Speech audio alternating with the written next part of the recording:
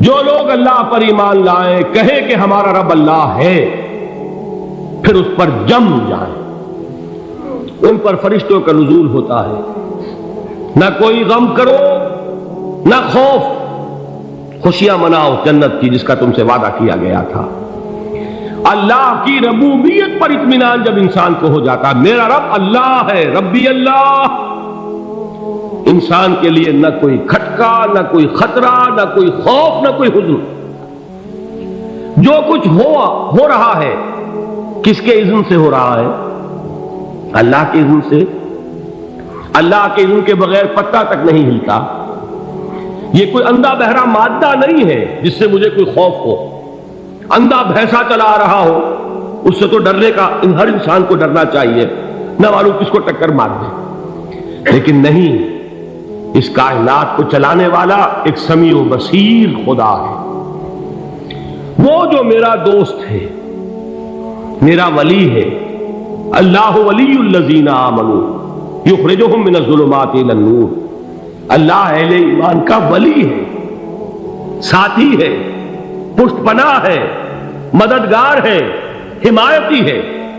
بتائیے جسے یقین ہو جائے کہ اللہ میرا مددگار، اللہ میرا محافظ، اللہ میرا پشت پناہ، اللہ میرا حمایتی، اس کے لیے کوئی خوف ہوگا؟ اس سے کوئی ڈر ہوگا؟ میں مثال دیا کرتا ہوں ایک بہت سادہ، پنجاب کے دیہات کی۔ تو بڑا چودھری ہے اور کوئی غریب کسان ہے، اس غریب کسان کے جانوروں کو ہر وقت اندیشہ ہوگا چوری کا، کوئی میری بھینس کھول کر نہ لے جائے، کوئی میرا بیل کھول کر نہ لے جائے۔ لیکن جس کے بارے میں یہ سب کو معلوم ہو کہ وہ جو بڑا چودھری ہے وہ اس کا دوست ہے، اس کی بچیا کو کوئی خوف ہوگا؟ اس کی بھینس پر کوئی ہاتھ ڈالے گا؟ اسے کوئی اندیشہ ہوگا؟ نہیں۔ کیوں؟ کہ وہ بڑا چودھری، بڑا اس کا یہاں کا سردار، جاگیردار، سب کو معلوم ہے وہ میرا دوست ہے، کوئی میرے خلاف اقدام نہیں کر سکتا۔ اس دنیا میں یہ چھوٹی سی بات اگر آپ کے دلی اطمینان اور سکون کا باعث بن سکتی ہے تو ذرا تصور کیجئے۔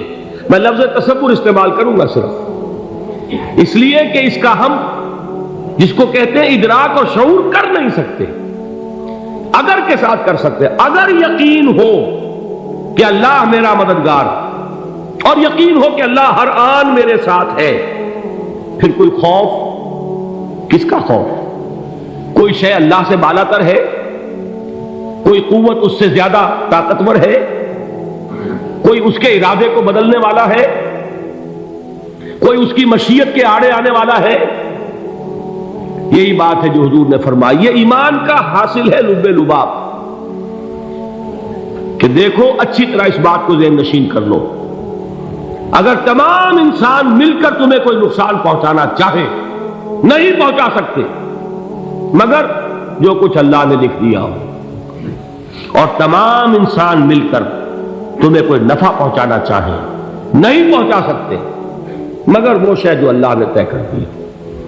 آپ پھر میں کہوں گا ذرا طاری کیجئے، اسے فرض کیجئے، اسے سوچئے، اگر اس حدیث پر ہمارا دل ٹھکا ہوا ہو تو کسی سے ڈر ہوگا؟ یہ مجھے نقصان نہ پہنچا دے، یہ میری رپورٹ خراب نہ کر دے، یہ میری انکریمنٹ نہ رکوا دے، یہ میرا یہ نہ بگاڑ دے، یہ میرا یہ نقصان نہ پہنچا دے۔ اس کا ڈر، اس کا ڈر، اس کا خوف، اس کی خوشامد، اس کے لیے جا کر طرح طرح سے اپنی عزت نفس کو ذلیل کروانا اس کے سامنے، یہ سب کچھ کیوں کرتا ہے انسان؟ جب سمجھتا ہے کہ اس کے ہاتھ میں میرا کوئی نفع ہے، اس کے ہاتھ میں میرے لیے کوئی ضرر ہے، یہ مجھے کوئی غضب پہنچا سکتا ہے، یہ مجھے کوئی نقصان پہنچا سکتا ہے، یہ میرا کوئی کام بنا سکتا ہے، یہ میری کوئی ضرورت پوری کر سکتا ہے، اسی کا نام شرک ہے۔ جہاں آپ نے یہ سمجھا کہ غیر اللہ کے اندر کوئی طاقت موجود ہے، وہی شرک ہے۔ بتوں سے تجھ کو امید ہے، خدا سے نو امیدی، مجھے بتا تو صحیح اور کافری کیا ہے؟ شرک تو یہ ہے جس پر بھی تمہیں یہ خیال ہے، کلمہ ہے یہ کلمہ سوم، لا حول ولا قوت الا باللہ، ذرا اس پر دل کو کبھی اگر آپ تصور کریں، پھر فرض کریں، دل ٹھک جائے اس پر، کوئی طاقت نہیں۔ یہی بات تھی جو شیخ عبد القادر جیلانی رحمۃ اللہ علیہ نے اپنی وصیت میں اپنے بچے سے کہی.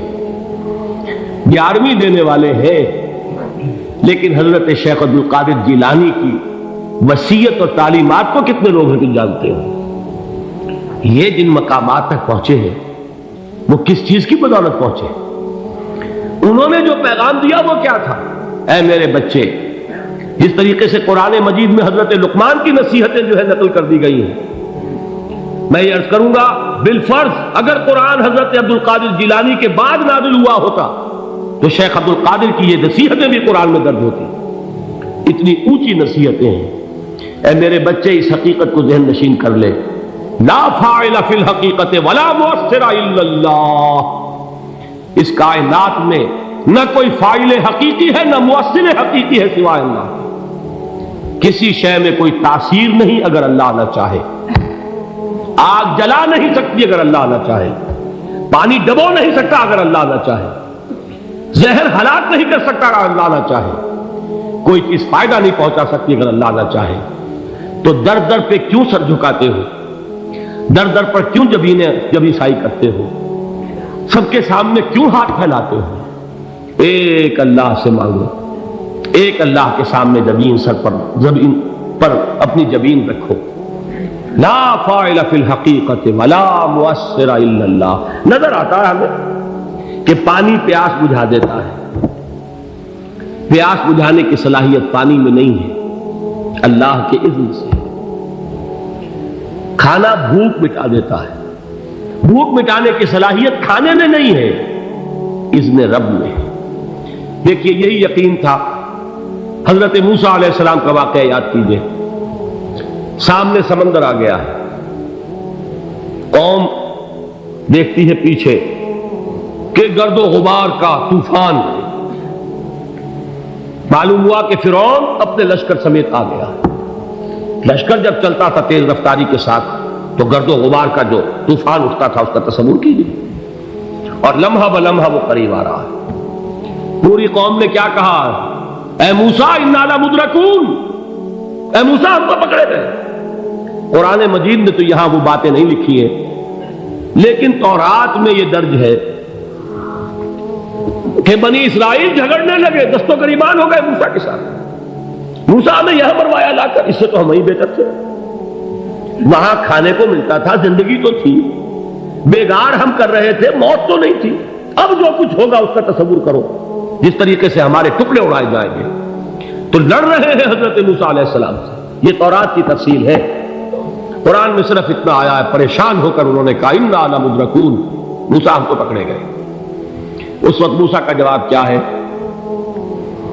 کلا ان معی ربی سیہدین. نہیں، میرے ساتھ میرا رب ہے، وہ راستہ دے گا.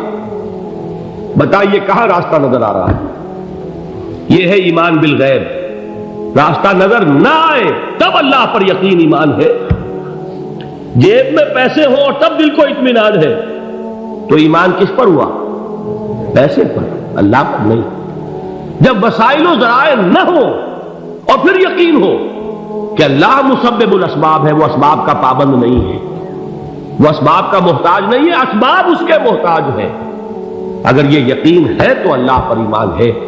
یہ نہیں ہے تو تمہارا ایمان اسباب پر ہے، وسائل پر ہے، ذرائع پر ہے، مادیات پر ہے، اللہ پر نہیں. اس وقت کہاں راستہ تھا؟ کوئی راستہ تھا؟ سمندر ہے اور ادھر سے لشکر آ گیا ہے. کلا ان معی ربی سیہدین. اب دیکھیے ایمان کہہ دینا آسان ہے، ہوا معکم اینما کنتم، جہاں کہیں بھی تم ہوتے ہو اللہ تمہارے ساتھ ہوتا ہے. لیکن اس کا یقین قائم ہو جائے تو زمین و آسمان کا فرق واقع ہو جائے. یہی بات ہوئی حضور کے ساتھ. غار ہے، چھپے ہوئے ہیں محمد رسول اللہ اور آپ کے وہ یار غار ابو بکر صدیق رضی اللہ تعالی عنہ. اقبال نے حضرت ابو بکر کی شان میں چند اشعار کہے صرف، لیکن واقعہ یہ ہے کہ بھاری بھاری نظموں پر اور قصیدوں پر بھاری ہے. طویل ترین نظمیں اور قصیدے ہوں ان پر بھاری ہے. ہمتیں ابو بکر کی ہمت جو ہے کشت ملت را چو ابر، جیسے بارش سے کھیتی اپجتی ہے، ابو بکر کی ہمت اور عزیمت اس امت کو اسی طرح سینچنے والی ہے۔ ثانیے اسلام و غار و بدر و قبر، وہ دوسرے تھے اسلام میں، دوسرے پہلے کون تھے؟ انا اول المومنین، حضور فرماتے ہیں سب سے پہلا ایمان لانے والا میں، دوسرے ابو بکر۔ ویسے ہمارے ہاں یہ چلتا ہے اختلاف، حضرت علی پہلے ہیں کہ حضرت ابو بکر پہلے ہیں، لیکن اس میں بڑی خوبصورت تطبیق قائم کی ہے علماء نے، اور بہت صحیح ہے۔ چار کے بارے میں فیصلہ ہی مت کرو کہ کون پہلے، ان کی ایک عجیب تقسیم کر دی ہے۔ آزاد مردوں میں، بالغ مردوں میں سب سے پہلے ابو بکر، بچوں میں سب سے پہلے علی، خواتین میں سب سے پہلے خدیجہ، اور غلاموں میں سب سے پہلے زید بن حارثہ۔ بڑی پیاری تقسیم ہے، یہ چاروں ہی پہلے ہیں، ہر ایک کے لیے اولیت ہے۔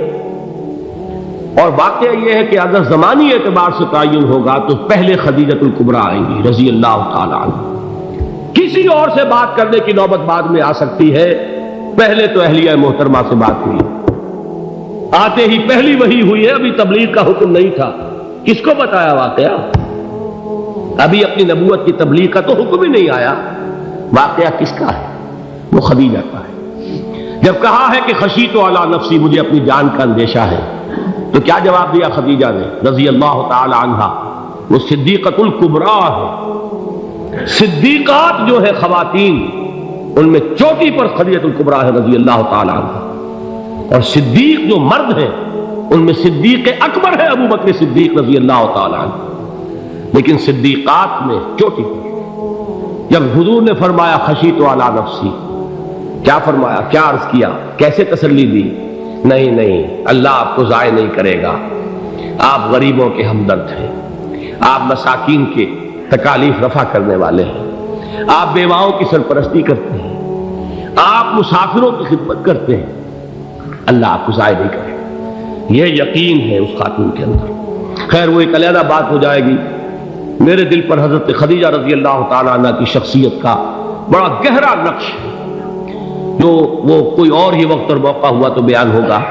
بہرحال اقبال نے ایک مصرے میں جو چار اولیتیں جمع کر دی ہیں، ہمت او کشت امت را چو ابر، ثانی اسلام و غار و بدر و قبر۔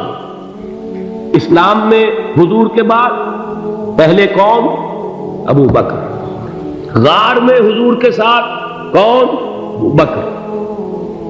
بدر کی رات اللہ کا رسول سر بسجود، وہ جھاڑ، وہ گھاس پھوس کی جو جھوپڑی بنائی گئی تھی، اور وہاں تلوار ننگی لے کر پہرا دینے والا کون؟ ابو بکر۔ اور اس حجرہ عائشہ میں محمد کے بعد سب سے پہلے دفن ہونے والا کون؟ ابو بکر رضی اللہ تعالی عنہ صلی اللہ علیہ وسلم۔ وہ جو معاملہ میں سنا رہا تھا غار ثور کا، حضرت ابو بکر بھی حضور کے خیال سے لرز گئے ہیں۔ آپ کو یاد ہوگا کہ جا کر پہلے تمام جتنے سوراخ تھے انہیں بند کیا ہے، ایک سوراخ رہ گیا تھا جس کو بند کرنے کے لیے کوئی کپڑا نہیں تھا، وہاں اپنی ایڑی رکھی ہے، تب کہا ہے حضور سے تشریف لائیے، اور اپنے زانو پر حضور کو لٹایا ہے، اور وہاں کسی موذی جانور نے کاٹا ہے، حضور کی آنکھ لگ گئی تھی، اس وقت اس بل کے اندر جو بھی بچھو ہے کیا ہے واللہ عالم، اس نے کاٹا ہے، اس کی تکلیف کی وجہ سے ابو بکر کی آنکھوں سے آنسو ٹپک گئے، حضور کے چہرے مبارک پر پڑے ہیں، تو حضور جاگے ہیں، معاملہ کیا ہے؟ ایڑی نہیں ہٹائی وہاں سے، مبادا وہ جانور وہاں سے نکل کر محمد الرسول اللہ کو کوئی گزن پہنچا دے، ابو بکر کی ایڑی ہے، جس طرح چاہے کھا لے، ختم کر دے، جان نکل جائے تب کوئی آنچ آئے، محمد پر تو آئے، لیکن جیتے جی نہیں۔ وہ ہے ابو بکر۔ حضور کے خیال سے اس وقت حضور نے پھر اپنا لعاب دہن لگایا ہے، اور اس سے پھر آپ کی تکلیف ختم ہوئی۔ جیسے خیبر میں حضرت علی کی آنکھ دکھ رہی تھی، اس کو جو شفا حاصل ہوئی ہے وہ بھی حضور کے لعاب دہن سے ہوئی۔